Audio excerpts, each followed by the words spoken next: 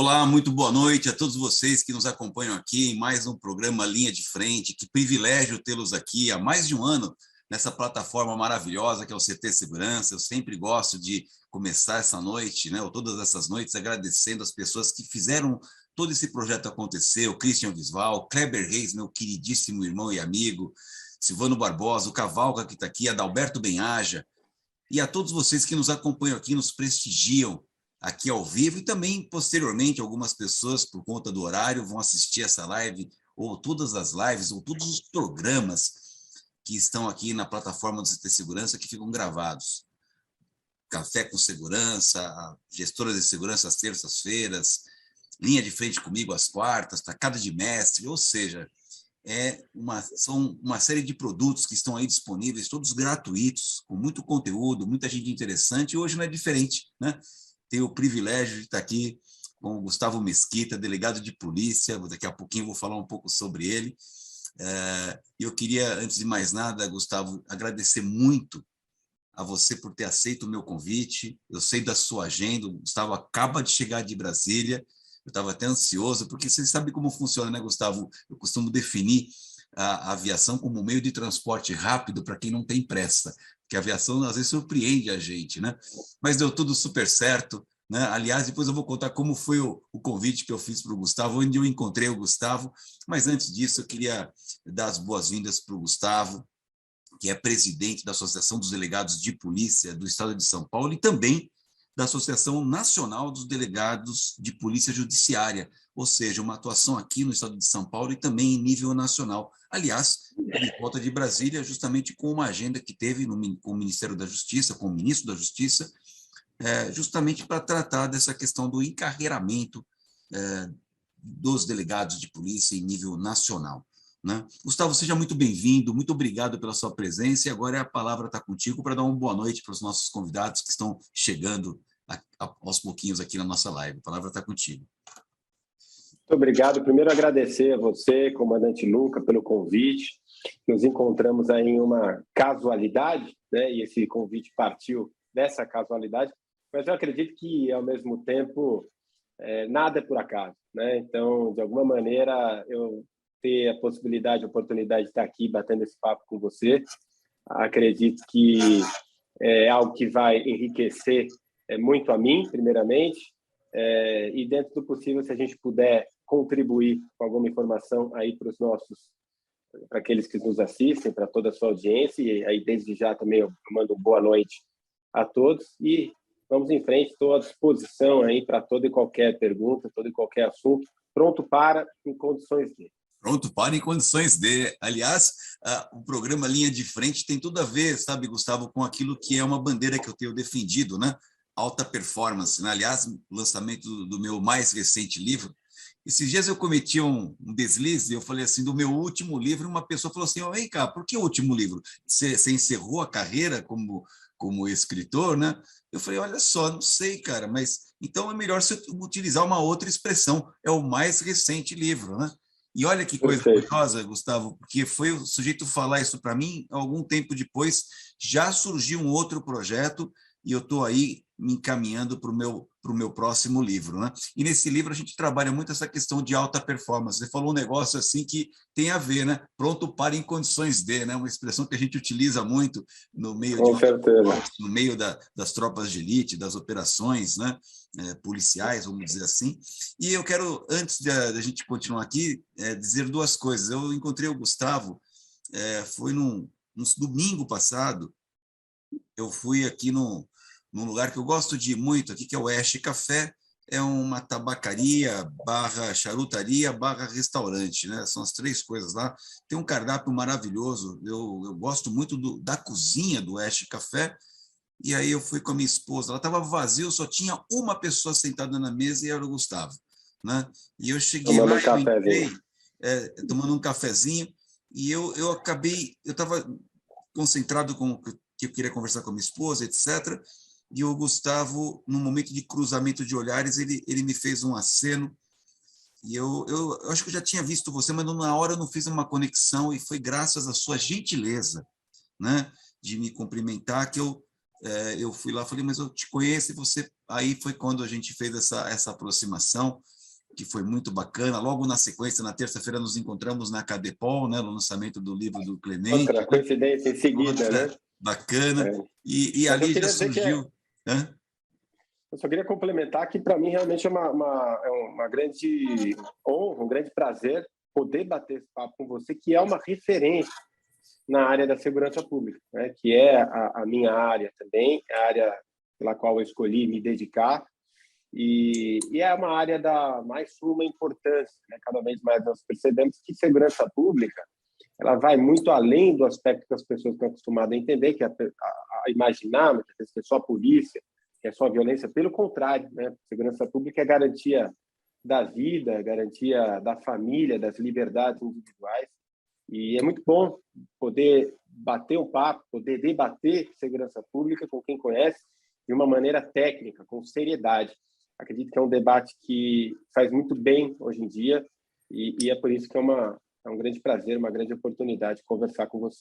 Eu que agradeço, foi muito bacana. Mas as coincidências não param por aí, né? Não foi só o encontro com o Gustavo, de também apreciar um charuto como eu gosto, e também o encontro na Cadepol, mas descobri que o Gustavo é filho de um grande amigo meu que fez a Associação dos Diplomados da Escola Superior de Guerra, o curso da DESG, ainda no ano 2000, portanto já estamos aí falando de 20 anos atrás.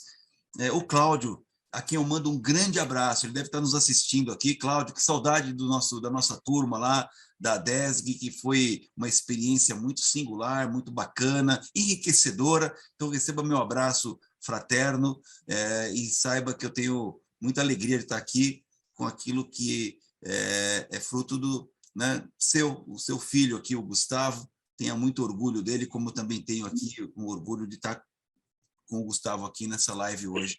Muita alegria. Receba o meu abraço fraterno, Cláudio, aí. E também aproveito para estender esse abraço a todos que estão nos acompanhando aqui na nossa live. O Ricardo Tassinato, um amigo recente, mas também muito querido, né? Deixa eu ver mais aqui, o Marcelo Santos, enfim, muita gente aqui. Estou até liberando para quem tiver alguma pergunta para o Gustavo, por favor, coloque aqui no chat. Às vezes eu dou uma olhadinha, não vou conseguir olhar sempre, porque eu gosto de dedicar minha atenção ao meu convidado aqui. Mas vamos falar um pouquinho do Gustavo. Mais uma coisa que eu também queria aproveitar antes de apresentar o Gustavo, mais formalmente para todos vocês. Gustavo, hoje eu estive lá no Palácio da Polícia, né? Estive lá com o Geraldo Luiz, ele queria conhecer a doutora Elizabeth Sato, e também o Fábio Caipira, né, o nosso diretor do DHPP, e nós nos encontramos lá por volta de umas 11 horas e ficamos até quase 3 horas da tarde lá, num bate-papo muito bacana com essa pessoa super carismática, talentosíssima, e com uma história magnífica na Polícia Civil, que é a delegada-geral adjunta hoje, a doutora Elizabeth Sato, por muito tempo do DHPP. Muito obrigado pela sua recepção hoje lá para nós, uma conversa muito agradável, uma pessoa com uma luz muito bacana. E depois o doutor Fábio nos recebeu também ali no 5º andar, no DHPP, também outra gentileza, o Rodolfo estava lá, meu amigo da Antissequestro, que você com certeza conhece, né? E, enfim, outros delegados nos receberam de forma muito calorosa lá. Eu tenho muita alegria, viu, Gustavo, de ter muitos amigos na Polícia Civil, sabe? Eu tenho orgulho disso. Nós todos temos nossos problemas, né? Na sua instituição e na minha instituição, nós temos algumas pessoas que realmente não nos representam, mas eu sempre falo assim, em alto e bom som. A grande esmagadora maioria dessa gente é gente bacana, é gente correta, é gente decente, né? Desvios de conduta nós temos em todas as áreas de atividade, mas saibam que vocês podem se orgulhar da Polícia de São Paulo, seja a Polícia Militar e a Polícia Civil, com pessoas dessa envergadura que eu acabo de me referir, também com o meu convidado que está aqui presente. O Gustavo, ele, como eu disse, ele é presidente da Associação dos Delegados de Polícia do Estado de São Paulo e também dos delegados de Polícia Judiciária em nível nacional. Essa instituição tem 70 anos de história, é a maior entidade representativa da classe no país, aqui é a Associação dos Delegados, e o Gustavo, ele assumiu isso aí com 38 anos de idade, né? Aliás, hoje no convite que eu fiz no livro, no videozinho que eu faço nas minhas redes sociais e tal, eu falei, um jovem, né? Uma pessoa que começou essa atividade bastante cedo, foi o presidente mais jovem da história, né? E agora, em 2021, ele teve renovado o seu mandato à frente da associação. Ele é professor de criminologia da Academia de Polícia Civil, diretor do Departamento de Defesa e Segurança da Fiesp também, junto com o Roberto Costa, que é meu sócio e meu amigo, você deve conhecer o Roberto, né? Graduado em Direito pela PUC, com mais de 11 anos na carreira como delegado de polícia, atuou provavelmente bem antes aí de assumir essa função junto à associação no DECAP, no DHPP e também na divisão anti-sequestro. Portanto, você já teve em unidades especializadas, né, Gustavo? Eu queria começar, antes da gente entrar no corpo do nosso assunto aqui, que é justamente quais são os enfrentamentos que você tem como presidente da Associação dos Delegados, como uma entidade representativa de classe, eu queria saber um pouquinho do Gustavo, e a gente combinou aqui, sabe, não ter formalidade, né? Porque estava me chamando de comandante Luca ou de doutor Gustavo, a gente aqui é um bate-papo entre amigos, a gente se permitiu isso daí, como bons amigos que somos. Eu queria que você falasse, Gustavo, até porque tem muita gente aqui na live, viu, Gustavo, que vem atrás de inspiração para encarreiramento, né? Tem pessoas que querem saber o que é, né? Ser um policial, seja um policial militar, um policial civil, e acho que é bacana você, como outros que já passaram por aqui, como meus entrevistados, falar um pouquinho do que te motivou, né? Como é que foi esse impulso para você se tornar um policial civil? Conta um pouquinho dessa tua trajetória inicial como policial. Legal. Isso é muito interessante, né? Porque, de fato, tem muitas pessoas que nos acompanham que pretendem ingressar em carreiras públicas ou nas carreiras policiais, especificamente. E é interessante a gente perceber que cada história é uma história diferente, que não tem uma história padrão. E o meu caso, por exemplo, não foi uma história padrão. Eu digo que, apesar de eu sempre admirar a polícia, desde pequeno, sempre gostei de filmes policiais, filmes de máfia, eu sempre admirei a polícia, mas eu ingressei na faculdade de Direito não com a intenção, a princípio, de me tornar policial ou delegado de polícia. Na verdade, eu tinha outras aspirações no momento. Eu entendia que eu queria ser advogar em alguma área. A carreira da advocacia sempre me encantou e até hoje me encanta, é uma bela carreira que eu respeito muito. Sou advogado, né, também, tenho lá minha OAB que está hoje em estado de suspensão, ela fica suspensa, mas quando um dia me aposentar vou voltar a ser advogado, né? Mas durante a faculdade de Direito, eu tive a oportunidade de estagiar diria que praticamente todas as áreas do direito. Isso é algo que, inclusive, eu recomendo a todos que estão no período de faculdade que possam conhecer diversas áreas, estagiem, mudem, conheçam realmente, fiquem em dúvida, porque eu acho que o momento melhor para a gente ter esse tipo de dúvida é quando a gente está na faculdade, quando a gente está estudando, quando a gente é jovem.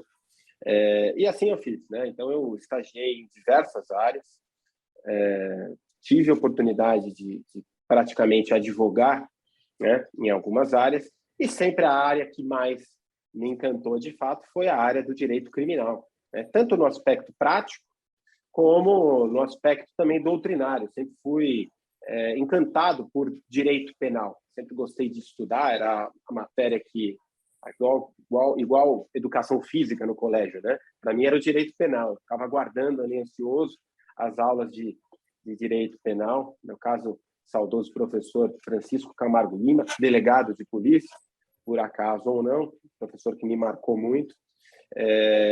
Todavia, a atividade de defesa, em determinado momento, e isso já formado, já como advogado, eu comecei a militar no direito criminal, mas eu percebi que a atividade de defesa não se coadunava necessariamente com o meu perfil. Eu tinha certa dificuldade em estabelecer essa lógica da defesa. E aí não vai qualquer crítica à atividade do advogado, né? É apenas uma questão de perfil e vocação e aquilo que a gente tem que se identificar, né?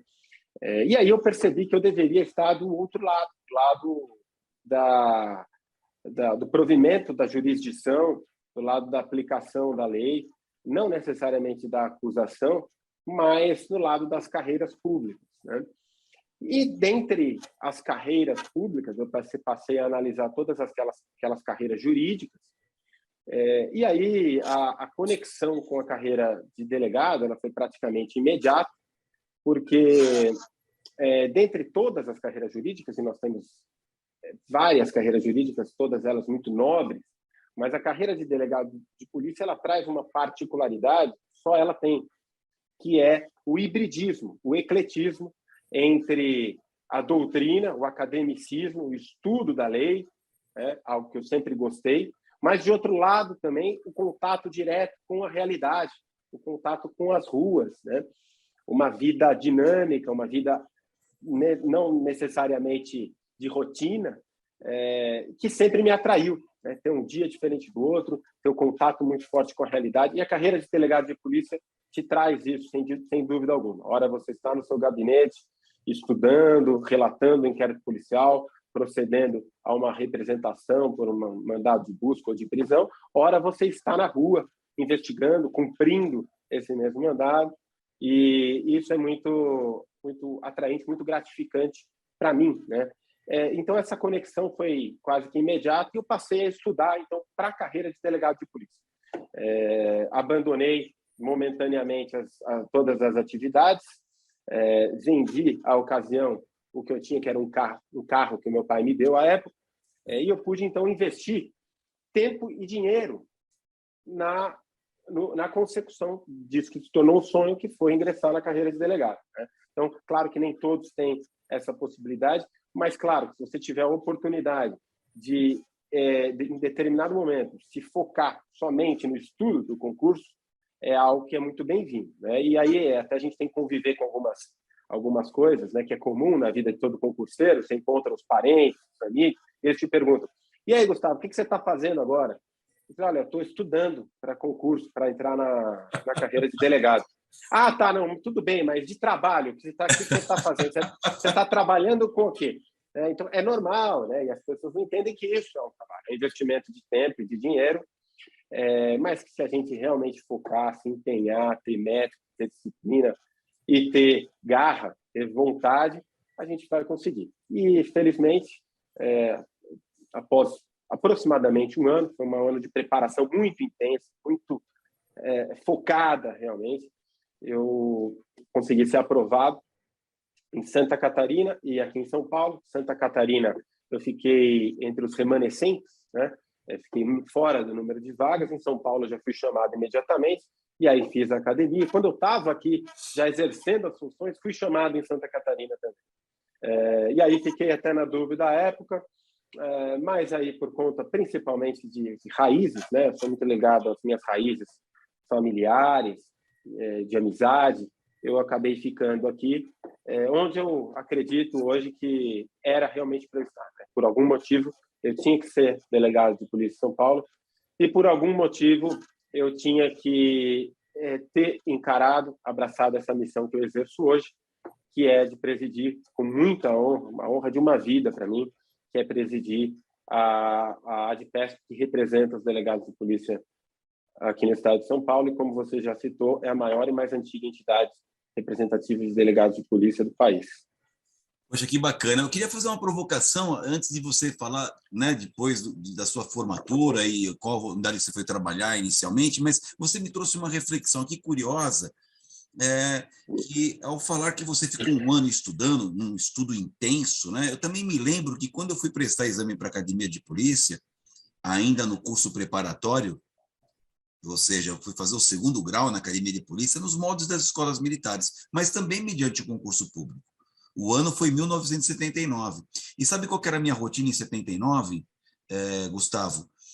Eu comecei o cursinho preparatório à noite. Eu fazia o primeiro colegial de manhã e fazia o cursinho à noite. Mas logo eu percebi que não daria conta de fazer as duas coisas, porque o estudo exigia uma dedicação plena para o cursinho.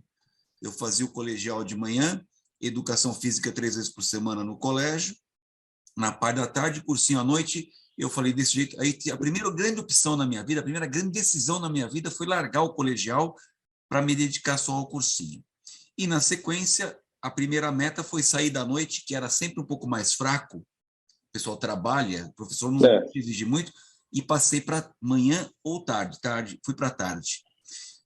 No mês de abril de 79, até o concurso, que foi em dezembro, novembro, por ali, a minha rotina era, eu ia para o cursinho 11 horas da manhã, pegava ônibus e metrô, era aqui na General Teles Pires, perto da Brigadeiro Tobias, perto do Palácio da Polícia. Eu ficava até às 5h30, pegava o metrô e ônibus, voltava para casa, chegava em casa por volta de umas 7h30, jantava, eu me lembro que eu assistia o Jornal Nacional e ia dormir.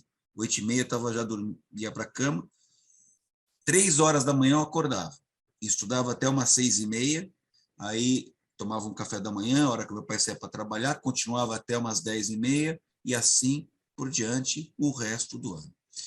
E eu imagino que você seguiu também uma sequência de muita intensidade. A pergunta é, você acha que um pouco daquilo que a gente tem na nossa carreira, essa dedicação, essa disciplina, esse denodo, já é um pouco inspirado por essa formação, por essa decisão de fazer enfrentar um concurso público? Essa é a pergunta.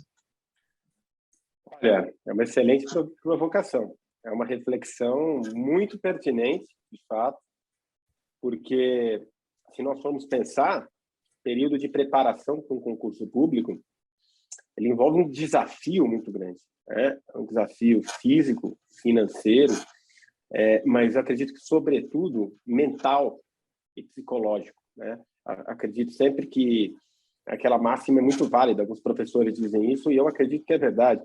O maior competidor que nós temos dentro da preparação para o concurso público somos nós mesmos, né? O primeiro competidor que a gente tem que vencer são as nossas barreiras, né? São as nossas dificuldades, os nossos temores. E os temores são muitos, né? Você investe tempo, dinheiro, dedicação em algo que não é necessariamente, um resultado que não é necessariamente certo, né? Você tem muitas dúvidas, você tem muita pressão, a pressão é constante. E, de alguma maneira, todo esse contexto, ele se relaciona, assim, também com a atividade policial, né? Que é uma atividade em que, sim, você também tem uma pressão psicológica constante, não é? Cada qual na sua função, mas seja onde você estiver, você vai ter que lidar com pressão, você vai ter que lidar com o inesperado, muitas vezes, né? Com desafios constantes. Então, faz muito sentido isso que você disse, sim, Lucas. Eu nunca tinha parado para pensar sobre isso, mas eu também. Que é curioso isso, né? Porque quando você vira uma pessoa que passou num concurso, como foi o delegado de polícia, até soldado da PM, viu, que faz fila nos quarteirões aí. Com certeza, inscritos, com certeza. Uma carreira absolutamente nobre, tem o maior respeito do mundo pelos praças, desde o soldado até, enfim, toda a polícia militar e na polícia civil também, todas as carreiras, costumo dizer, não tem carreira mais importante do que a outra, né? Tem carreiras com funções diferentes. Exato. E você tem carreiras que têm a função de comando, que nada mais é do que uma função também, com seus bônus e seus ônus, né? E você vai ter outras carreiras mais operacionais que vão estar na linha de frente, mas todas elas são absolutamente nobres e merecem o nosso respeito, né? Mas a sua reflexão foi muito pertinente. Eu gostei. Acredito que já faz parte, sim, da nossa preparação, né? Esse período de concurso público aí já é a primeira prova de fogo que a primeira prova de fogo, é uma forja, né? Uma coisa que forja a gente, forja. Né? É verdade. Agora, Gustavo, você prestou o concurso, passou no concurso, fez o curso de delegado de polícia. E qual foi a sua primeira investidura e qual foi a sua primeira designação? Bom, como todos, né, aqui no estado de São Paulo, cada estado vai ter sua particularidade nesse sentido, mas aqui no estado de São Paulo, ao se formar na academia de polícia, no meu caso foram em torno de 10 meses de academia de polícia, foi uma academia de polícia até mais longa do que o comum, mas ao se formar nós somos designados majoritariamente para a capital, né, que é onde nós temos a maior massa, aqui especialmente São Paulo, né? É tudo muito grande, nós temos uma população que é maior do que muitos países, então a demanda é muito grande também, Então, 90% das vagas, digamos assim, são para São Paulo e 10% Grande São Paulo, né? E todas elas para o plantão.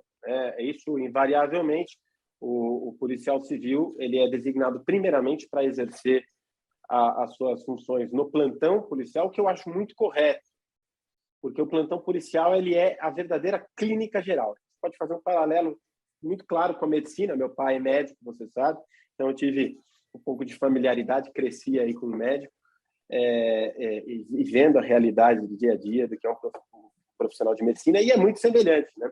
O plantão policial ele tem muito do plantão médico, que é realmente a clínica geral, é a porta aberta para a rua, né? Não vai chegar ali ninguém para te fazer um elogio, para te prestar uma homenagem. A pessoa vai vir com um problema para você resolver, problema das mais variadas espécies, vai vir buscando socorro, vai vir pedir que você dê algum tipo de prestação, de provimento, de providência do Estado para aquele problema, para aquela aflição que aquela pessoa está sofrendo. E você sabe também, né, muito tempo de rua, que a rua é realmente algo que a gente não sabe o que esperar, né? Por mais que a gente ache que já viu de tudo, sempre vai ter algo que vai nos surpreender. E o plantão policial é assim, a delegacia tem portas abertas para as ruas o tempo inteiro, 24 horas por dia, 7 dias por semana, e a gente recebe de tudo ali.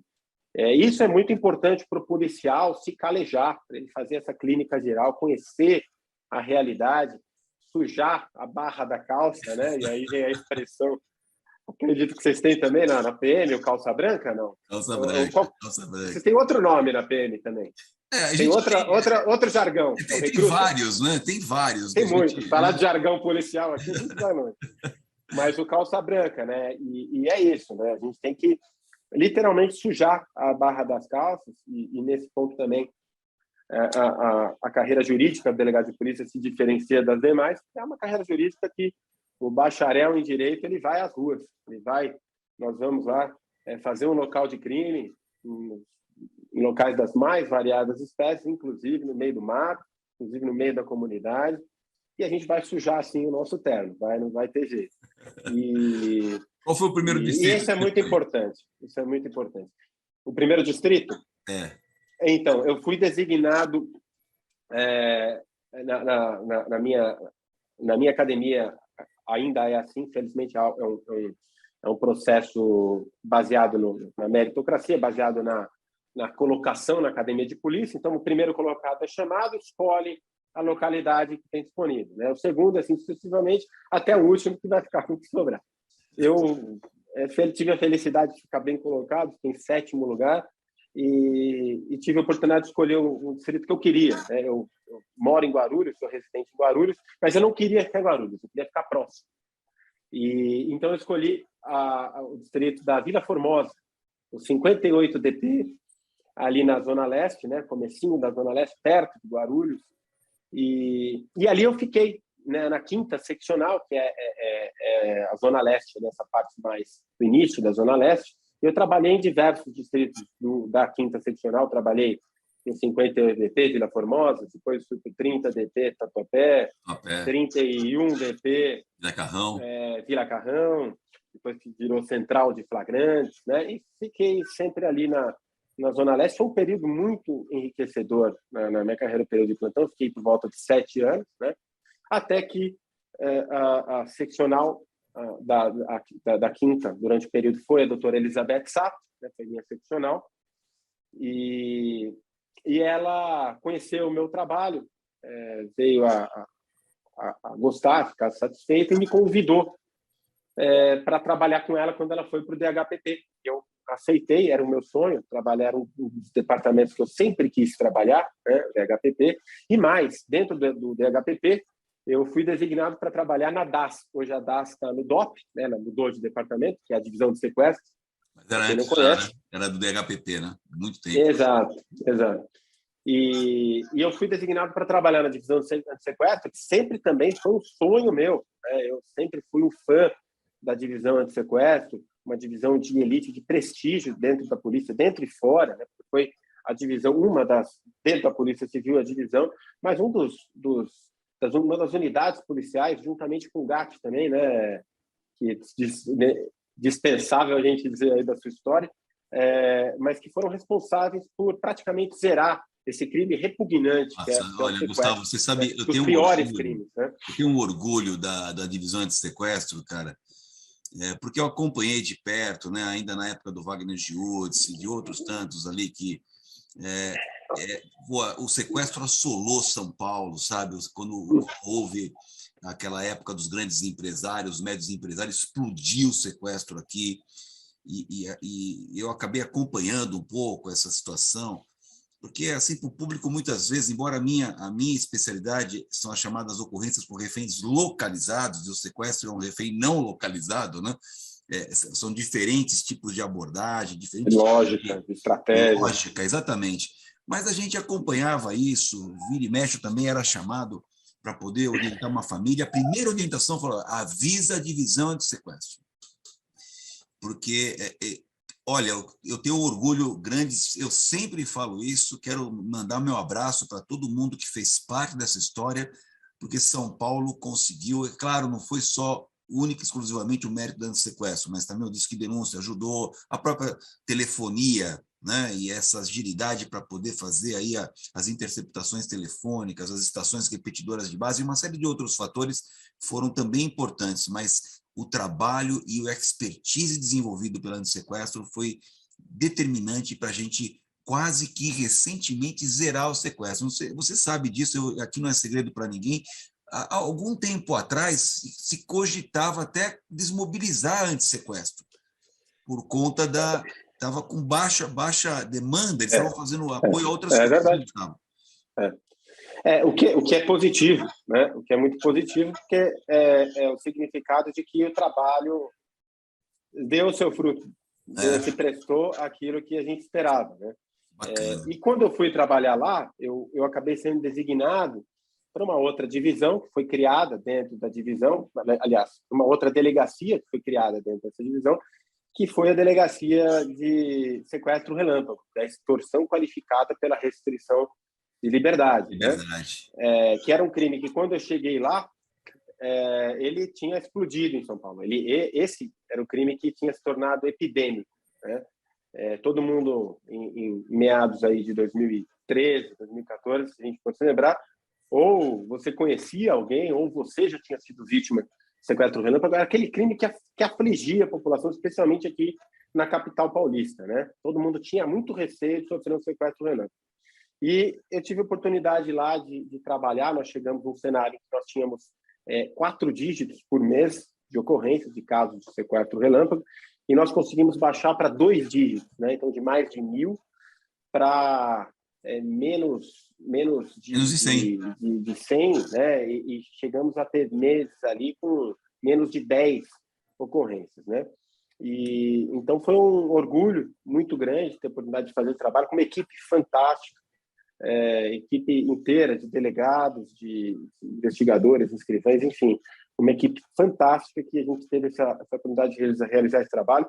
E é muito bacana quando a gente vê o resultado daquele trabalho que no nosso caso é de polícia judiciária, e o que ele gera de resultado quando ele é feito realmente com seriedade, quando a gente tem a possibilidade de atuar, de fazer esse trabalho na sua plenitude, né? E o que se gera é isso.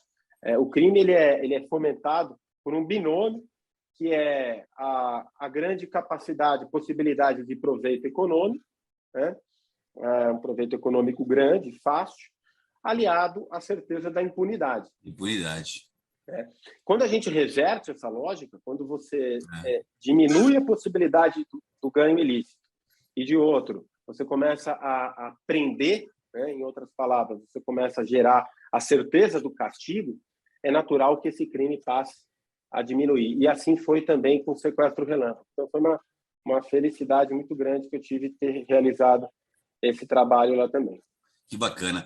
Bom, Gustavo, e aí, né, já deu para ter uma ideia aí do seu encarreiramento, da sua trajetória inicial, natural, né, no DECAP, depois nas especializadas aí, de HPP e depois antissequestro, e ainda mais, talvez como se eu entendi bem, uma última unidade, a delegacia especializada em sequestro relâmpago. Aliás, diga-se de passagem, é o que nós também entendemos aqui como roubo com retenção de vítima, está voltando por conta do Pix, né? Justamente, Você bem que nos lembrado. acompanha aqui, eu, por exemplo, tenho feito uma conduta aqui, eu não tenho, o Pix não dá para você não ter o Pix no seu aplicativo de banco, exceto se você não tiver um aplicativo de banco no seu celular, porque o banco já vem com o aplicativo, o Pix já é uma aba ali, né?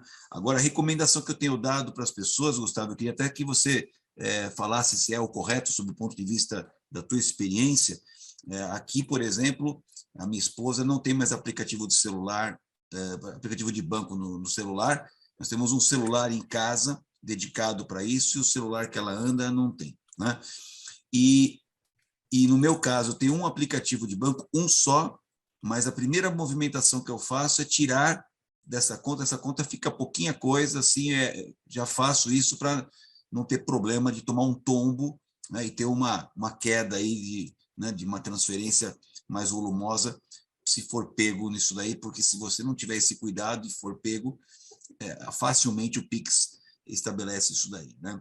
Algumas pessoas estão muito acostumadas a usar o Pix e fica até invasivo você não te falar para tirar, mas a dica é: estabeleça um limite baixo ou até movimente, deixe só um pouquinho de dinheiro ali para um uso emergencial, mas não deixa um volume significativo, porque o risco é muito grande. Faz sentido para você essa dica aí, Gustavo? Com certeza, com certeza. Entra naquela lógica que acabamos de falar ali do proveito econômico. Proveito né? econômico. Então, se nós temos ali um Pix que é ilimitado, a gente sempre percebeu isso muito no crime de sequestro relâmpago, que ele ocorria enquanto era possível realizar saques, enquanto, por algum motivo, a conta da vítima não travava, não era bloqueada. Por isso, sempre a recomendação também, um familiar que sabe ou suspeita que uma vítima esteja em situação de sequestro relâmpago, primeira coisa é travar a conta, ligar para o gerente, bloquear, porque quando isso acontece, a tendência é que os criminosos libertem a vítima, né? Mas enquanto há a possibilidade de eles obterem esse proveito financeiro, eles permanecem em poder da vítima e vão realizando sucessivos saques e transferências. Isso ocorreu com o Pix, porque da mesma maneira que o Pix veio para facilitar e agilizar a vida do cidadão, e assim é com a tecnologia em geral, né? A tecnologia ela sempre vai buscando elementos e maneiras de facilitar, de agilizar a vida do cidadão de bem, mas o criminoso, de outro lado, ele procura nesses meios tecnológicos maneiras e brechas de aumentar o seu proveito econômico, de praticar crimes, atrasando a vida do cidadão de bem, né? Gerando prejuízo para aqueles que levantam cedo, jogam água no rosto e vão trabalhar. Então, a gente tem que, de outro lado, ir se cercando, primeiro, a polícia, se qualificar sempre para acompanhar essas inovações e combater os novos fenômenos criminológicos, e de outro lado, a população se prevenir, né? Inevitavelmente, a gente tem que dar essa de prevenção, essa é uma delas, manter o limite baixo, manter um valor baixo. Muitas pessoas acabam até não colocando o aplicativo no celular ou deixam o aplicativo num segundo celular que fica em casa, é uma outra medida, né? E outra delas também é algo sempre muito básico, né? Mas que todos nós às vezes não respeitamos, é tentar manter uma postura sempre vigilante, né? Quando a gente está fora de casa, né?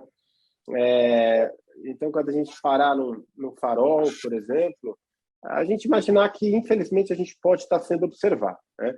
E se o criminoso, o ladrão está ali, ele observa que você está com a cabeça baixa, está olhando o celular, está distraído, você vai ser uma presa mais fácil, você vai atrair a Ele adora o fator surpresa, 100% só para ele, né, Gustavo? Total, né? O fator surpresa já está do lado do ladrão.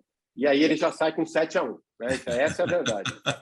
Inclusive em relação a nós, a gente pode estar armado, mas se a gente não estiver preparado, aliás, é até pior, né? É pior. Armado e descobrirem que nós somos polícia, vai ser a nossa sentença de morte. Exatamente. Então, manter uma postura vigilante, né? Porque o ladrão ele vai procurando potenciais vítimas. Se ele vê que o indivíduo está ali, esperto, né? Olhos abertos, olhando para os lados, ele vai, às vezes, sei lá, vou preferir para o próximo, enfim, né? Então, a gente pode evitar também. Então, são medidas aí que a gente deve adotar para prevenir ser vítima de um crime como esse. Maravilha. Isso é utilidade pública aqui, a nossa live se presta para isso também, mas agora eu queria entrar num assunto que é um assunto que é, talvez, né, o desafio da vida do Gustavo, né, como hoje como representante dessa classe dos delegados. Eu queria saber, a primeira pergunta que eu te faço dentro desse novo, né, desse novo momento da nossa conversa aqui, Gustavo, é o que te fez se interessar para ser um representante da classe? Pois bem.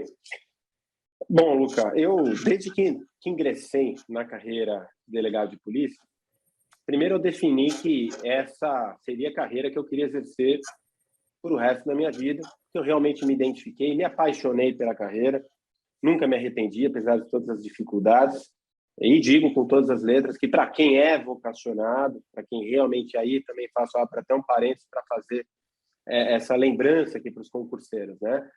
Primeira coisa é identificar e prestar um concurso para uma carreira que você seja vocacionado, não buscar somente a estabilidade, uma suposta estabilidade, que cada vez hoje diminui também, né? Dentro dos ataques aí que sofrem os servidores.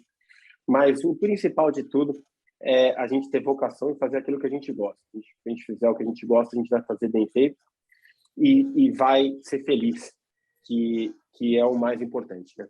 Mas, ao mesmo tempo, sempre ciente e sentindo na pele as dificuldades que a carreira enfrentava e, infelizmente, continua enfrentando, especialmente aqui no estado de São Paulo, e aí eu digo não só a carreira de delegado de polícia, mas as carreiras policiais em geral, né? E indignado, revoltado com esse atual estado das coisas, eu sempre tive para mim que nós reclamarmos sem agir, uma reclamação, uma postura de reclamação desprovida de ação, ela nada mais é do que um reflexo de fraqueza, de covardia, né? Eu acredito que aí você tem até uma outra opção, que é se resignar perante a realidade, mas não reclame. Não reclame. Exerça as suas funções, encare e aceite a realidade. Agora, se você reclama, você tem por dever fazer algo para mudar essa realidade. Eu costumo dizer que reclamar é um direito de todos, mas sair do campo da reclamação para o campo da ação é um dever. E diante dessa filosofia, eu sempre procurei agir de acordo com isso. E então eu sempre me vi no dever de participar de todo tipo de movimento, de manifestação, de ação, de cobrança. Desde o primeiro dia da Academia de Polícia, já na Academia de Polícia, lembro que a associação, à época, fretou um ônibus para ir para Brasília, uma manifestação que ia ter lá das polícias judiciárias, e eu fui, né, participei lá, a gente unia o útil ao agradável, né, ia lá no ônibus, tal, aquela coisa também agradável, né, na época de academia. A gente vai lá com os colegas, já vai criando aquele senso de irmandade também, que faz muito sentido, é muito importante na carreira policial, né? Mas eu sempre participei de todas as manifestações, todos os movimentos nesse sentido, nunca deixei de participar.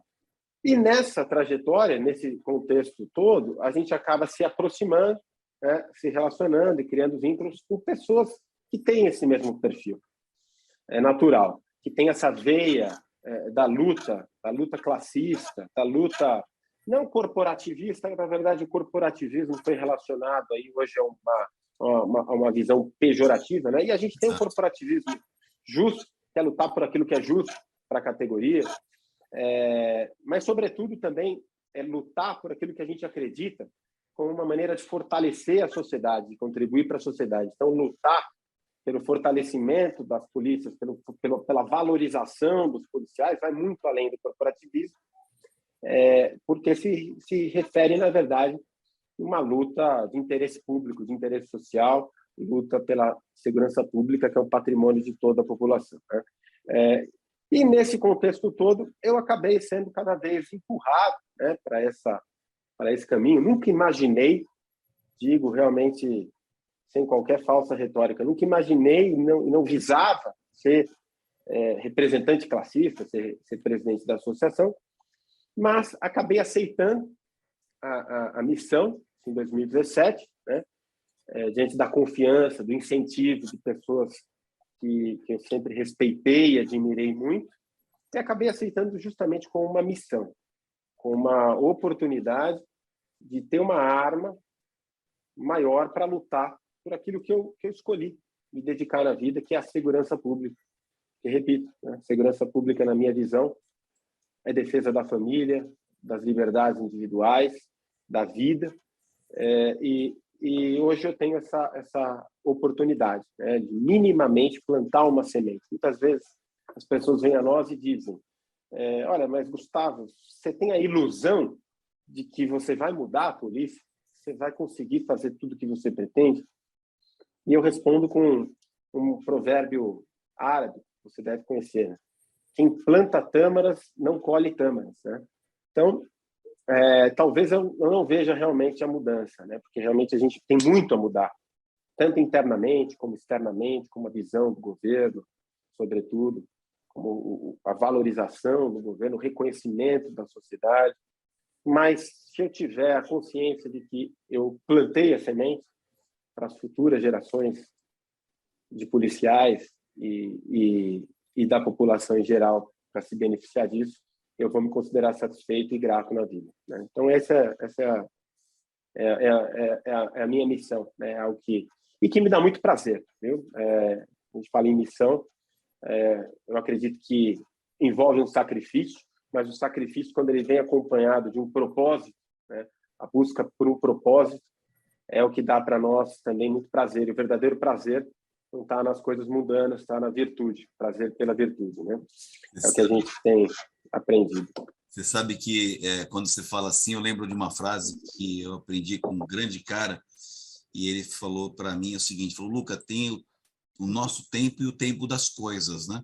Às vezes a coisa não acontece no tempo que a gente quer, porque ela tem o tempo dela, né? E essa é uma sabedoria que a gente deve ter, e ela dialoga com esse ditado, esse provérbio árabe, né? Porque às vezes a gente não vê que essa semente lá na frente, não talvez na vontade do tempo que a gente gostaria, mas lá na frente ela vai gerar frutos ou benefícios, né? Eu falo isso até pela minha experiência no GAT, né? Muitas coisas que eu lutei não aconteceram no tempo que eu gostaria, sabe?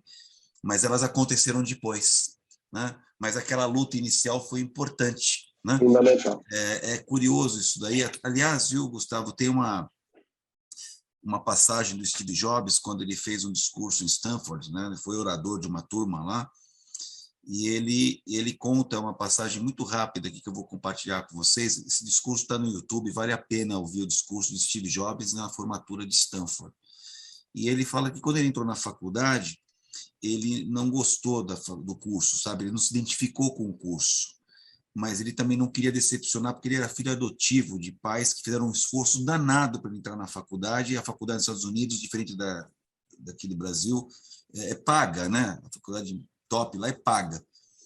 E os pais fizeram uma economia durante uma vida para ele poder fazer a faculdade, então, para não decepcionar os pais, ele não queria sair da faculdade, mas também não quis fazer o curso ao qual ele tinha sido aprovado. E aí ele conta que foi fazer um curso de caligrafia, que não tinha nada a ver com... Era um curso meio que para ocupar o tempo na faculdade.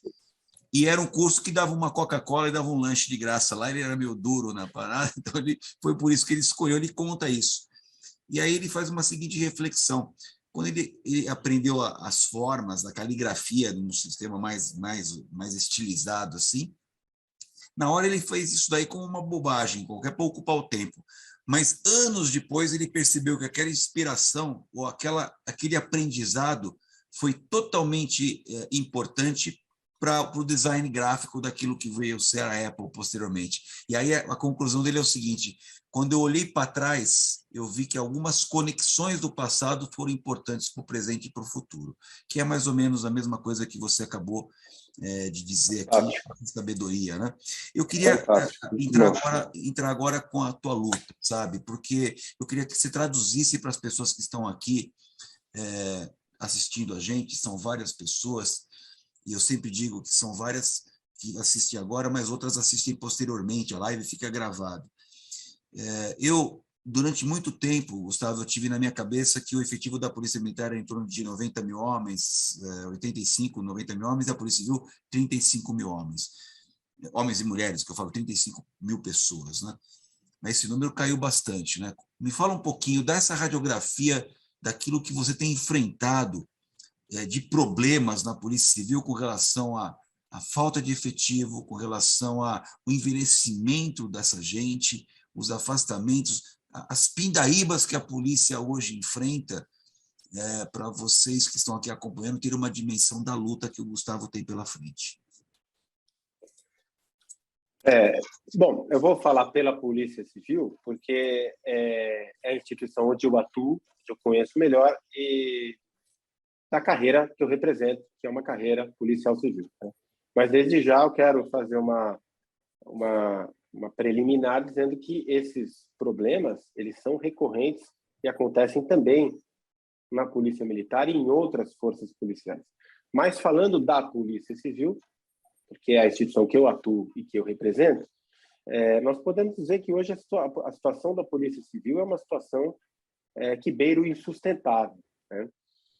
Muitas vezes a população ela pode não ter essa noção, porque as duras penas, a Polícia Civil segue exercendo a sua missão, segue apresentando bons números, né? Segue entregando muito com o pouco que recebe, que é por conta da abnegação, do sacrifício dos policiais e no comprometimento com o seu juramento, né? Muito mais por isso do que por uma valorização, reconhecimento do governo. Pelo contrário, hoje a Polícia Civil faz, sim, continua fazendo um bom trabalho, mas é apesar do governo que nós temos e não em razão dele. Olha só.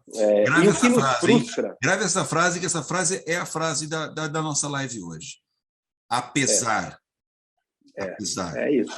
E o que nos revolta, primeiro, é ver esse mesmo governo, muitas vezes, usar a bandeira da segurança pública, que é a nossa bandeira, Luca, que foi empunhada como nenhuma vez antes por esse governo, por esse governador, durante as suas eleições. Não estamos aqui para falar de política, não é a intenção da live, mas é inevitável a gente resvalar. Né?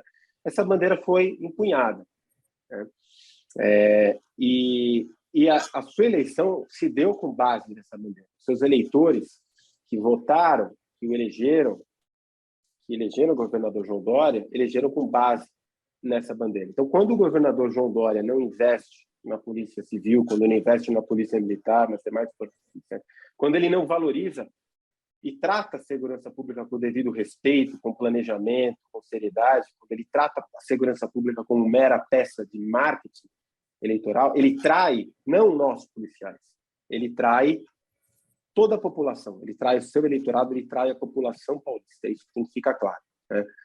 E hoje nós temos esse cenário onde nós prestamos um bom serviço, mas o que nos frustra é ter certeza de que nós poderíamos fazer ainda mais pela população se a gente tivesse a valorização, o investimento e o reconhecimento adequado do governo. Então, hoje, a Polícia Civil sofre com um quadro, né, que nós atingimos aí 15 mil cargos vagos na Polícia Civil, é quase um terço do efetivo da Polícia Civil. Caótico, né? Caótico, né? É um quadro recorde, é caótico, é um quadro recorde. Né? Hoje nós temos, após 3 anos de governo João Dória, 2 mil policiais a menos do que no início, e isso se deve, fundamentalmente, está intrinsecamente ligado a uma outra questão, que a gente vai dizer em seguida, que é a questão da valorização. Né? E hoje é também um outro fato inconteste, que os policiais civis recebem os piores salários do país, algo que também acredito que se repete na Polícia Militar. E essa desvalorização salarial, primeiro, ela é uma injustiça, sim, com o servidor policial, é uma desumanidade com o servidor que hoje tem dificuldade de colocar o alimento na mesa da sua família, que investiu tempo, dinheiro para prestar um concurso público, para ingressar num concurso público disputado, que exerce uma atividade diária que envolve um risco de vida, que envolve uma atividade absolutamente insalubre, que envolve entrega, sacrifício diário, né? E quando ele chega em casa, ele se depara com uma situação em que faltam, muitas vezes, elementos básicos insumos básicos, que ele não tem condição de pagar suas contas, não tem condição de pagar uma boa escola para os seus filhos, não vamos dizer nem filhos, né? Às vezes um filho já não é possível, não tem condição de pagar um bom plano de saúde, né? E isso faz com que o policial, e aí vamos falar do policial em geral, tá? Não vou nem falar do policial civil, que naturalmente ele busque alternativas. Então nós temos boa parte deles que deixam a instituição, deixam a Polícia Civil, deixam a Polícia Militar, e vão para outros estados, para polícias de outros estados, e vão para outras carreiras públicas, ou mesmo para a iniciativa privada, porque é do ser humano, né? Buscar aquilo que traz mais vantagem, que traz maior atratividade, e é natural que seja assim. Outros que ficam e que, sobretudo, se recusam a se curvar aos esquemas ilícitos, e aí vamos também já fazer um parênteses, que nada justifica a corrupção, sempre disse e afirmo todas as vezes que o pior ladrão é o ladrão de distintivo, né, Lucas? Que ele mancha toda a instituição, que ele usa algo tão sagrado, que é o nosso distintivo, que é um símbolo de defesa do cidadão, que deveria ser um símbolo de defesa da sociedade, e ele usa isso para praticar crimes, para se igualar àqueles que ele deveria combater, né? Mas aqueles que se recusam, eles são obrigados a ir para os bicos, para as atividades complementares. E vamos ser sinceros, vamos pegar aí um soldado no praça, vamos pegar um investigador, um escrivão de polícia, recebendo aí R$3.500 brutos iniciais, ele é obrigado a exercer uma atividade complementar para colocar o alimento na mesa da sua família. E aí o que ocorre é que muitas vezes essas atividades complementares, os bicos, eles acabam se tornando atividades principais. A polícia fica em segundo plano, é natural, é do ser humano, ele vai se dedicar àquilo que traz mais retorno para ele, e quem perde é a população. E uma outra parte que acaba não tendo condições de lidar com todo esse quadro, né? Ele é levado a um quadro de estresse físico e mental, que leva a doenças mentais, psicológicas, e que leva até uma situação limite, trágica e absolutamente triste, que é a do suicídio, né? O policial chega a considerar tirar a sua própria vida. E hoje nós temos um dado, Luca, dentro da Polícia Civil, dados oficiais, obtidos por meio da Lei de Acesso à Informação, que o número de policiais civis que tiraram a sua vida nos últimos 3 anos é 3 vezes maior do que aqueles que perderam a vida em serviço. Nossa, cara. Então, isso é algo que a gente não pode deixar de considerar. A gente não pode. Nós temos na Academia de Polícia um serviço de tratamento psicológico a policiais em estado de depressão. E é um serviço bom, qualificado, mas isso já é a situação limite. Nós não podemos admitir que o policial chegue nessa situação, né? E a única maneira de isso ocorrer é que o governo passe a valorizar os seus policiais, a valorizar a polícia. E essa valorização não adianta ser por meio de viatura. Isso é importante, né? Mas não adianta, o policial não vai colocar a viatura na mesa, ele não vai pagar as suas contas com a Glock que ele tem, que ele recebeu do governo. Então, antes de pensar em equipamento, o governo deveria pensar no ser humano, né? E o que hoje nós temos é o inverso. É um governo que se preocupa muito com as aparências, mas pouco com os resultados. Privilegia muito o marketing, mas despreza o ser humano. Então, é esse quadro que a gente tem que mudar, seja por uma questão de humanidade com o servidor policial, com o ser humano policial, que, antes de mais nada, é um ser humano que tem necessidades, que tem aspirações, que tem os seus receios, como todos os outros, né?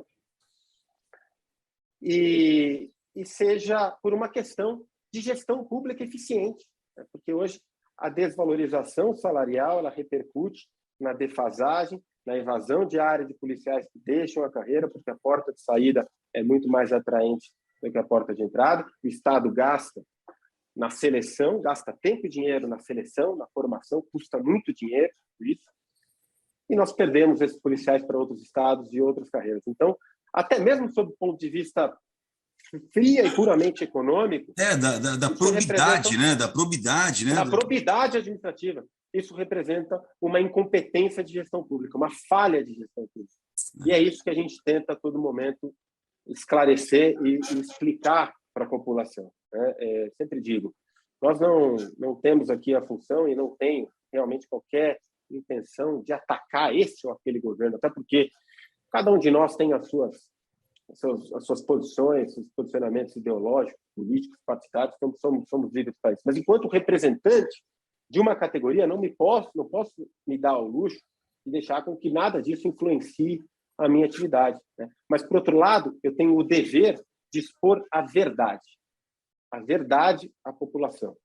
Porque a população, o cidadão, é o único e verdadeiro destinatário dos nossos serviços e o detentor de todo o poder dentro do Estado de Direito. E ninguém melhor do que o cidadão para cobrar do governo a valorização das forças policiais que não pertencem a nós policiais, aos delegados, aos oficiais, aos praças, aos policiais em geral, muito menos ao governador do Estado. As forças policiais, a Polícia Civil, a Polícia Militar e todas as outras forças policiais são patrimônio da população paulista. Eu ouvindo você falar aqui, primeiro, duas coisas que eu preciso fazer um comentário, né? Primeiro é a tua coragem, né? E eu não posso esperar algo diferente de quem que representa a classe, de falar abertamente qual que é a dura realidade, falar a verdade, né? A verdade é essa, nós temos uma lacuna enorme de efetivo, né? E os resultados estão vindo porque tem gente carregando muitas mochilas nas costas, é a abnegação dessas pessoas, e eu acho que eu falo pelas duas instituições aqui, porque na Polícia Militar também não é diferente. A sacanagem, essa é a palavra talvez um pouco vulgar, de a gente devolver para a família, depois de um tempão de trabalho público, um sujeito com uma série de problemas, né, de ordem física e psicológica, muitas vezes, o que tem nesse número de suicídios aí 3 vezes mais do que as mortes em serviço, pessoas tirando a própria vida. Isso é um dado terrível, né, um dado importante, um dado impactante, né? E aqui a gente também percebe nas suas palavras, né, Gustavo, como essa luta é uma luta difícil, dada a insensibilidade de governos sucessivos em relação ao trato da segurança pública. Né? Eu tenho comigo que a segurança pública ela devia ser uma política de Estado, não uma política de governo. Cada governador faz o que quer com a polícia e só pensa nos 4 anos, quiçá talvez um segundo mandato, nunca faz um projeto de longo prazo, e é isso que a Polícia Civil de São Paulo tem sofrido, é isso que a Polícia Militar do país inteiro também tem sofrido, e a gente experimentou um retrocesso, porque você há de convir comigo, quando foi criado o Ministério da Segurança Pública, foi um alento. Quem sabe agora a gente vai começar a tratar essa questão de uma maneira um pouco mais abrangente, um pouco mais estruturante e estrutural, mas a gente retrocedeu. Hoje é uma secretaria dentro do Ministério da Justiça, né? E eu vejo, talvez, muitas manobras assim alvissareiras para tratar dessa questão. O Gustavo estava falando comigo um pouquinho antes, que teve lá com o ministro, tem talvez boa vontade, mas tudo muito assim, sabe? Assim, a gente não sai da página 2, né, Gustavo? A gente não sai da página 2, né? Sempre muito... Então tem muita coisa por fazer, tem muita coisa para a gente enfrentar esse problema, porque uma das grandes angústias da população, né, Gustavo, é a segurança pública, né? É a violência urbana, e em que pese o esforço dos policiais, se nós não tivermos aí também um esforço do Poder Legislativo. Eu tenho batido muito no Legislativo, viu, Gustavo? No meu programa hoje lá, que eu sou comentarista, eu bato demais porque muita coisa poderia ser melhorada se o Poder Legislativo enfrentasse algumas questões que é da sua competência, para dar mais ferramentas para os que restam, né, que estão trabalhando aí, fazer o seu trabalho de maneira mais eficiente, né, Gustavo? Não, sem dúvida alguma, né? Você tocou aí em vários aspectos muito importantes. O primeiro de que a segurança pública ela é um bem jurídico fundamental da população e que não cabe ao governo, e aí no caso o governo do Estado, porque por atribuição constitucional o responsável por prover segurança pública e gerir a segurança pública são os Estados, né? E não cabe aos governos estaduais a liberalidade de investir ou não na segurança pública, de prover ou não. É uma obrigação, até porque o cidadão ele não tem a condição, se o Estado não der segurança para ele não vai ter a condição de contratar uma segurança particular, como ele faz até com plano de saúde. Ele pode, às vezes, não que saúde também não seja, né? Mas até a saúde, até a escola, ele pode pagar uma escola particular. No caso da segurança, não. É só o Estado, porque o cidadão não tem essa possibilidade, essa competência, essa atribuição para fazer a sua própria segurança, né? O próprio porte de arma de fogo, também não vamos entrar aqui, é outra, dá para fazer uma live. Outra live. Vamos entrar nesse mérito. Mas, independente de ele ter ou não o porte de arma de fogo, ele não vai ter condição de prover a sua própria segurança da maneira como o Estado tem e deve ter esse potencial, né? Então, primeiro, o governo do Estado, ele deve, sim, prover essa segurança, deve investir e deve tratar a segurança pública de maneira séria, técnica, com planejamento, como você tem visto, a longo prazo, né? Não tem como você fazer segurança pública pensando na reeleição, pensando em marketing. E hoje é o que acontece, é o que nós temos visto. A segurança pública sendo tratada como uma peça de marketing, né? E, de outro lado, nós temos, como você bem disse também, o Poder Legislativo, que é quem produz as leis e, portanto, nos dá o substrato da nossa atuação, né? E muitas vezes a população se revolta com diversas situações e é natural que, às vezes, a população, o cidadão, ele busque responsabilidades, né? E muitas vezes eu vejo, poxa, mas a polícia soltou, se levou para a delegacia, o delegado soltou.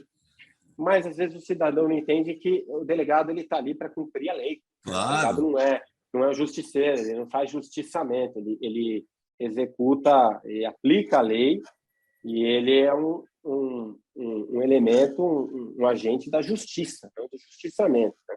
E, nesse sentido, nós somos escravos da lei, né? Então, se a gente tiver um aparato, um arcabouço legislativo adequado para que a gente possa combater o crime e a impunidade, o nosso trabalho vai ser exercido com mais eficiência também, né? Então, é o que eu sempre digo, a gente não pode analisar a segurança pública, acredito que você vai concordar comigo, né, de uma maneira isolada, e as pessoas têm essa visão de que segurança pública é polícia. É polícia também, polícia exerce polícia é uma engrenagem, fundamental, mas é uma peça mega sistema, né? Da engrenagem. Na verdade, a polícia atua quando todo o resto deu errado, mas nós precisamos de leis eficientes, nós precisamos de vontade política do Poder Executivo para equipar, investir, valorizar as suas polícias, né? E nós precisamos de investimento em outras áreas também, na educação, nos esportes, na cultura, para que o crime, o fenômeno criminal, ele não surja, né? Ele não floresça. Se a gente conseguisse eventualmente um dia na sociedade a gente já prover aos jovens, né, uma educação eficiente, uma alternativa, talvez a gente conseguisse evitar que muitos deles fossem para o caminho da criminalidade. Gustavo, eu falei para você quando a gente começou, né, no bastidor, falei, olha, a conversa passa rápido, né? Nós estamos falando aqui há 1h10, cara. E eu tô, olha, eu não imaginava, hein? Não estou querendo terminar essa conversa, mas a gente também não pode extrapolar demais aqui. Mas eu vou fazer uma pergunta para você. Aliás, é uma pergunta de um grande amigo meu chamado Ricardo Tassinato. Eu vou tentar, obviamente, vou pedir para você, de repente, ser bastante sintético nisso. Ele faz a seguinte pergunta para o Gustavo quais são os 3 desafios da sua jornada nessa fase de representação da entidade. Gustavo, se você tivesse hoje assim, que falar 1 ou 2, ou talvez 3 aspectos que seriam... Você fala, se eu conseguir isso na minha gestão, ou se algum dia eu conseguir isso daí, talvez a gente consiga dar vou me sentir orgulhoso. Tem 2 ou 3 coisas que você falaria agora para quem nos acompanha aqui que seriam metas que você... Vamos lá, legal. Para ficar no número que ele pediu, nas 3, imaginei aqui 3 desafios grandes que eu tenho hoje na minha função de presidir uma entidade como a Associação dos Delegados, né? E uma entidade como a Associação dos Delegados, ela tem, primeiramente, 2 funções básicas que se relacionam, mas são independentes, né? A primeira delas é a de prover um clube de serviços e benefícios para os associados, né? A associação, ela é também uma empresa, né? Então, ela envolve uma atividade de administração, de gestão. Nós temos lá o setor jurídico, nós temos um restaurante, nós temos um salão de beleza, academia, temos 7 colônias de férias, né?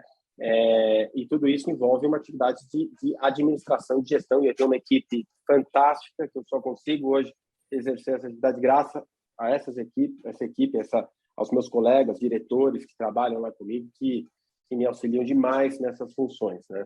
E isso é muito legal, é muito gratificante, porque por meio disso a gente consegue fornecer ao colega, ao delegado de polícia associado, um bem-estar, uma qualidade de vida, também uma convivência, que é parte do objetivo associativo também, né?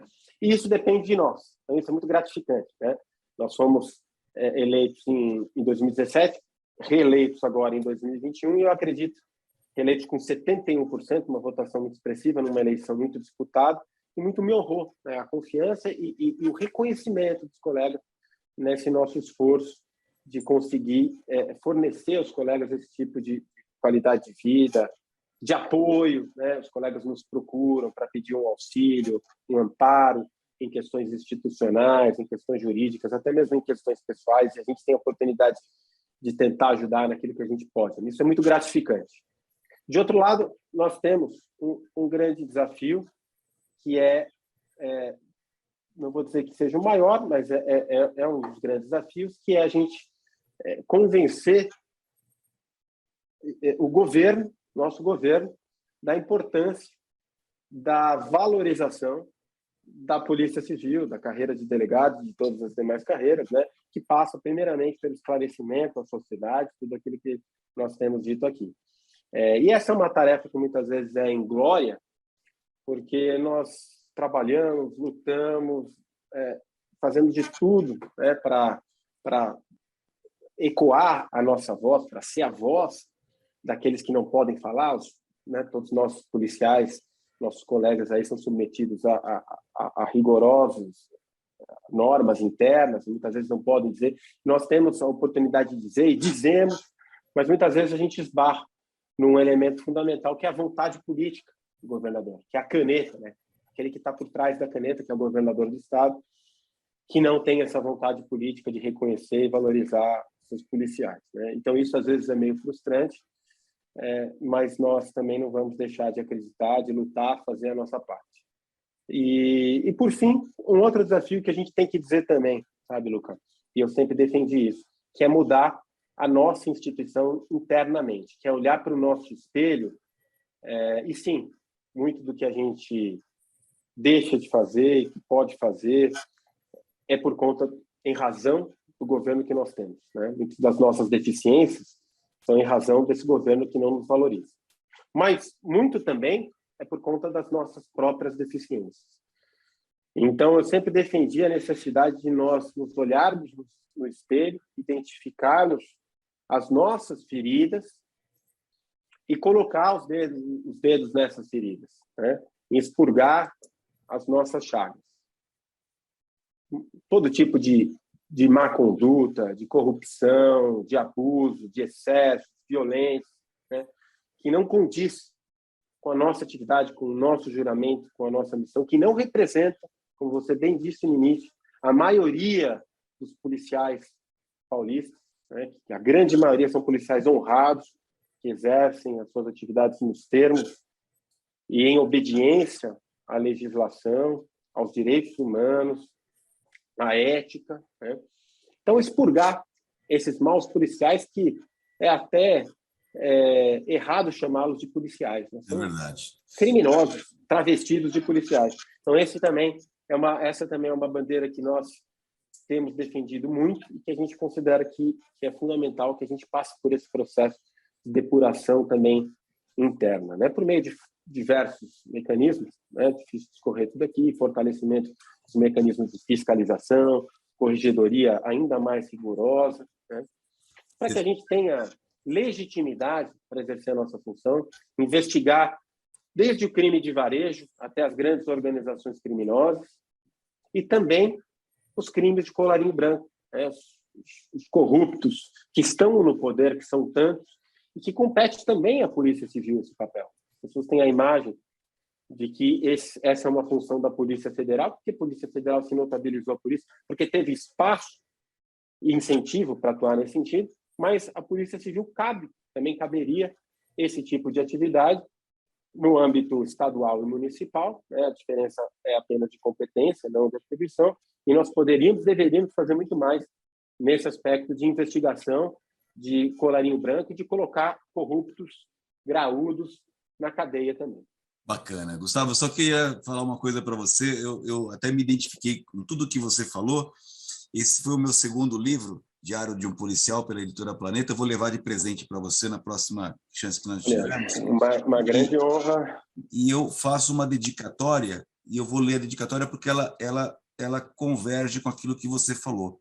Eu coloco assim, aos policiais brasileiros, mas apenas aqueles que cumprem as normas, agem de acordo com a lei e dirigem seus esforços para honrar as suas instituições com a certeza de obter com isso o respeito e admiração da sociedade.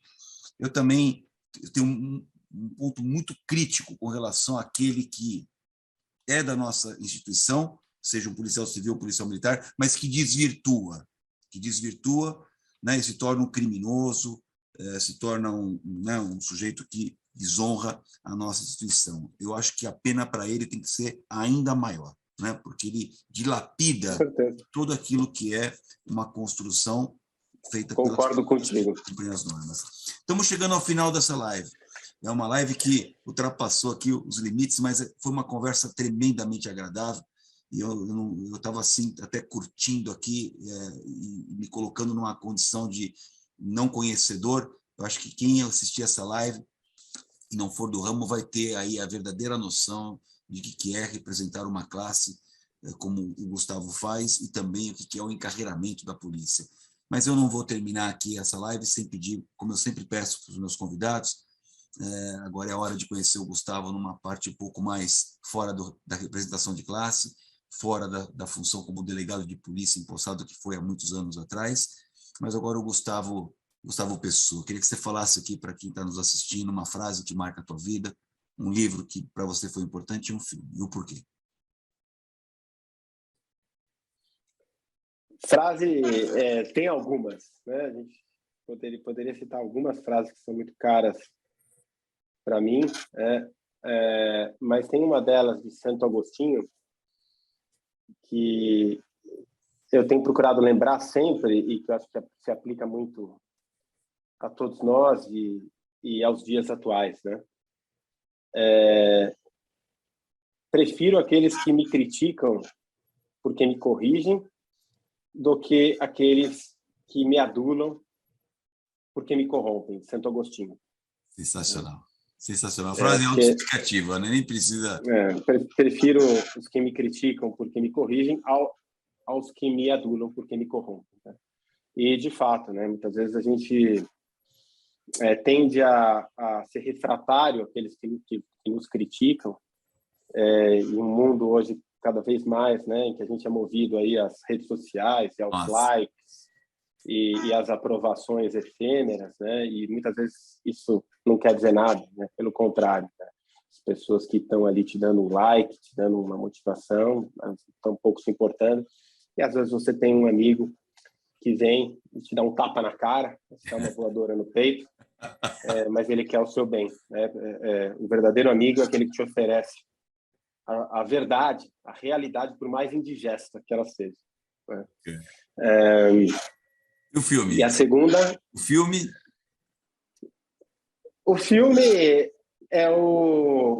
não pode deixar de ser a trilogia do Poderoso Chefão, né? Por vários aspectos. O roteiro é sensacional, li o livro do Mário Puzo, a trilha sonora, e também porque ele traz ali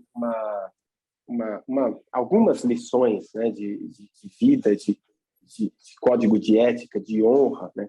Claro que deixando de lado a glamorização, até porque acho que não há essa glamorização, a glamorização da máfia está nos olhos de quem vê, que não pode nunca cair no risco de glamorizar o crime organizado, e o filme mostra isso, as atrocidades que a máfia comete, né? crimes, assassinatos até entre familiares, né? Isso o filme mostra muito. Mas, ao mesmo tempo, ele traz muitos elementos ali de hombridade, de código de conduta, de princípios, né? Do homem. E o homem, quando eu digo, é do ser humano, né? Não é do gênero masculino, é do ser humano. Princípios que eu percebo que está cada vez mais... princípios que estão cada vez mais raros, estão se perdendo, né? E ele traz muito isso. Além do que, realmente, toda a fotografia, o roteiro, o filme é fantástico, né? Eu sou um grande fã. E por fim, o livro. O livro. Bom, o livro, eu diria, também é difícil escolher um, né? Mas hoje eu digo que é o Meditações do imperador romano Marco Aurélio, né? Ele é considerado a Bíblia, uma filosofia que é o estoicismo. É uma filosofia que eu tenho estudado cada vez mais, e é uma filosofia que se baseia basicamente, né? É difícil também discorrer aqui, mas basicamente é você ter a sabedoria de fazer a sua parte, de lutar e dar tudo de si, com toda a sua garra, para mudar aquilo que você pode, mas ter a sabedoria de se resignar perante aquilo que está fora do seu controle. E é muito baseado na resiliência, né? Em você encarar as adversidades, mas não baixar a cabeça, pelo contrário, manter sua cabeça erguida e seguir caminhando, porque você está ciente que você está fazendo a sua parte. Bacana. Basicamente, é o estoicismo. Cara, precisamos fazer uma outra conversa aqui, cara, porque tem muito mais coisa para a gente falar. Muito legal a conversa contigo. Quero agradecer as pessoas que mandaram perguntas aqui, meu irmão que está presente aqui, meu irmão é coronel da Força Aérea, sempre está prestigiando aqui a nossa live, a você que está assistindo agora, a você que vai assistir posteriormente, e agora devolvo a palavra para você, para a sua despedida, para as suas considerações finais, antes da gente fazer o encerramento aqui, já agradecendo aí, a gente extrapolou um pouquinho o tempo, mas foi uma conversa tão legal, né? Tão bacana. Está contigo. Com certeza. Com certeza. Daria para a gente ficar conversando muito ainda aqui, né? Mas queria agradecer os que nos acompanharam, aí, aqueles que vão nos acompanhar, vai ficar gravado aí, também vou tentar disponibilizar nas minhas redes. Agradecer o prestígio, o carinho de quem nos acompanha, né? A gente aprende muito mais com quem está conosco sempre, né? Do que propriamente com aquilo que a gente fala. Quando a gente fala, a gente acha que está ensinando, mas na verdade a gente está aprendendo. E é muito bom ter o apoio, ter a audiência de alguém que está interessado em ouvir aquilo que a gente tem a falar e talvez contribuir com alguma coisa, né? E agradecer a você, Luca, agradecer a você pela oportunidade, dizer sem qualquer falsa retórica aqui que você sempre foi e será uma grande referência para todos nós da área da segurança pública, né, que exercem atividade policial, né? Então, para mim, sem dúvida alguma, é uma grande honra ter essa oportunidade de falar com você, de expor um pouco o meu ponto de vista, de tentar contribuir um pouco para esse assunto tão caro para todos nós, que é a segurança pública, né? E já devolver aqui, então, o convite, a convocação para que você participe do nosso programa lá na Associação dos Delegados, o Abordagem Policial. A gente tem também um programa lá.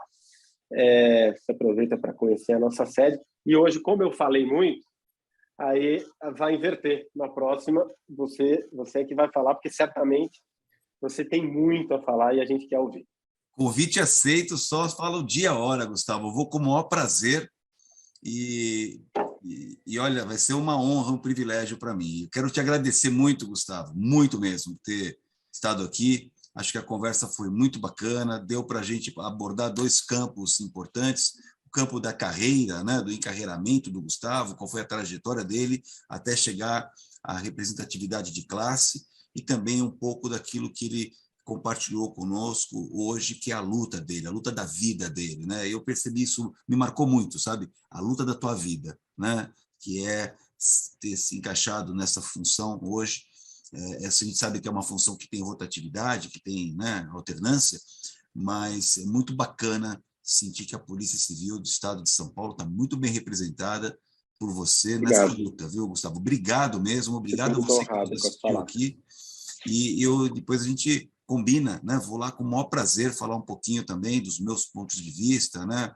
Aqui como entrevistador, vamos dizer assim, eu tento ficar um pouco mais contido e deixar o meu entrevistado, muito embora às vezes eu não resisto e quero fazer um comentário, uma réplica, né, um complemento, mas esse é um bate-papo entre amigos e aqui funciona assim. Eu estou muito feliz nesse ano e pouco que nós estamos aqui nessa live, encontrando pessoas que a própria pandemia nos afastou de alguma maneira, né? Então está sendo muito prazeroso aqui e hoje foi uma noite muito especial para mim, Gustavo.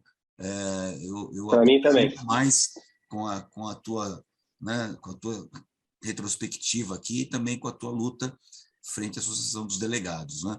Eu me lembro muito do doutor Nascimento, grande amigo meu, que hoje dá nome à Delegacia de Roubo de Carga, foi embora precocemente aí numa emboscada criminosa, um grande delegado, um grande amigo meu.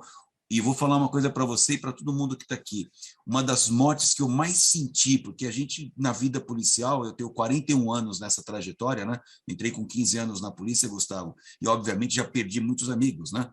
Da Polícia Militar e da Polícia Civil. Mas o Nascimento, para mim, foi uma dura perda, porque era um cara muito querido, e a gente sente demais aqui. Tenho muitos amigos na Polícia Civil e tenho muito orgulho desses amigos que eu tenho, amigos que hoje você também faz parte desse rol. Obrigado, Gustavo, obrigado a você que nos acompanhou aqui nesta noite, obrigado ao CT Segurança por proporcionar esse momento, e assim como o Gustavo tem na luta dele, eu também na minha luta, e você que nos acompanha aqui, com certeza também nas suas lutas, à vontade de fazer desse país grande um grande país. Te vejo na próxima quarta-feira em mais um Linha de Frente. Obrigado, gente. Obrigado, Gustavo. Obrigado, gente. Boa noite.